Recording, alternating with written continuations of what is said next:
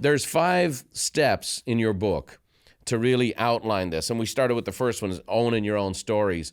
I'd love you to kind of go through those 5 steps to really help people own their past to change their future. If we could spend a few minutes on that. You got it, man. And I think it's important to note, Brian, few things on earth do I hate more than reductive 7 steps to lose weight and 4 steps to get taller. So these things work kind of on an infinity loop, and you hop in and out of them. They're not linear, and you don't do this one so you can do this one. But you got to own these stories. You just got to take ownership. Ask yourself, where's my picture of mom? And I want to do one thing real quick before we jump into this. We often, this is from William Glasser, a famous psychiatrist from back in the 60s, 70s, 80s. We often think in pictures, but we speak in words. I'll say that again. We think in pictures, but we speak in words. What does that mean? I have a picture of what a good wife is, a good, loving, supportive wife. And my wife has a picture of a good and supportive wife in her head. And the problem comes in, not that she doesn't love me and I don't love her, is I say, I need you to be more loving and supporting. And she says, I'm on it. I will be more loving and more supporting. And what does she do? She makes the picture in her head come alive, and it's different than what I need. Because she thinks I need to make this place even cleaner and cook even more meals. And I'm thinking, I just want you to wear sweats and let's watch 7 episodes of The Office again, right? And what we have to do is we got to paint a new picture, right? And so when you are struggling, when you find this, you got to own your stories. Ask yourself, who put this picture of mom or parenting or right and wrong? Where did I get those stories? The second one is I've got to acknowledge reality, right?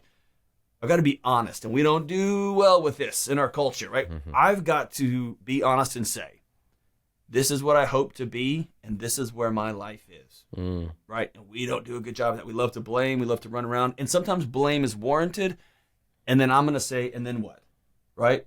So you were hurt. That uncle did abuse you. That coach did bench you for no reason. You were treated differently because of the color of your skin. So kind of crazy. You were treated terrible. And then what?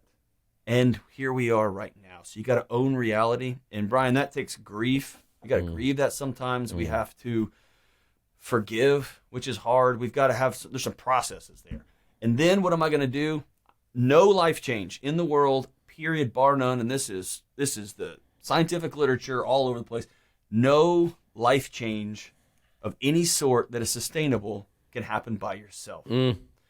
I'm a Texan. Preach it, brother, preach it. In Houston. Yeah. I spent the back half of my life in Lubbock, Texas, where we grew the cows and raised them that we were supposed to make the bootstraps out of that I'm supposed to pull myself up by. I get it. You cannot do life by yourself, period. And then once you are connected and you have a community of people that can walk alongside you, that might be one person. It might be a professional for a season. The only person I can talk to is a counselor. Great. Or a coach. Great. I'm going to call Brian's coaches and great. Then I'm going to be about changing my thoughts. And we don't know that we can change our thoughts, and you can, absolutely. And I'm going to change my actions. Those are the only 2 things on planet Earth I can control, my thoughts and my actions, period. And I'm going to do this over and over and over again. Because right when you get it, that's when mom calls and says, I got cancer. Or that's when your car falls apart or whatever happens. And so you're going to do this over and over.